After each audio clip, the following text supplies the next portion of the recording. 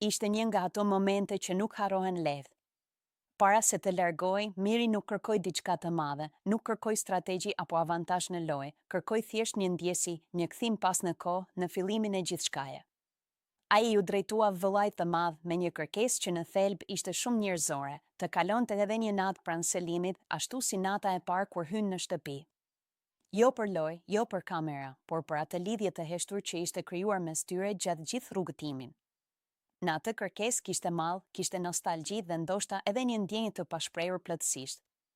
Ishte dëshira për të mbajtur edhe pak atë afërsi që brenda shtëpisë kishte marrë një kuptim të veçantë.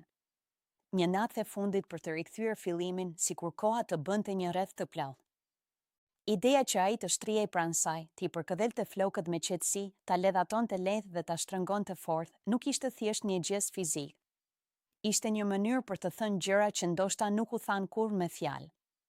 Ishte një përqafim që mbante brenda gjithë emocionet e grumbulluara, momentet e bukura, debatet, afrimin dhe largimin. Nata e fundit shpesh ka një peshë tjetër. Nuk është si të tjerat. Ka një heshtje më të thellë, një ndjesi fundi që të bën të reflektosh për gjithçka që ke kaluar. Dhe në atë natë, çdo gest bëhet më domethënës, një prekje, një shikim, një përqafim.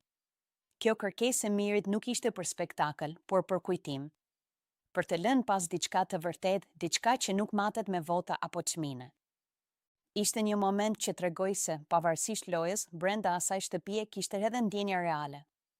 Dhe ndoshta, pikërisht këto momente janë ato që mbeten më gjatë se çdo fitore.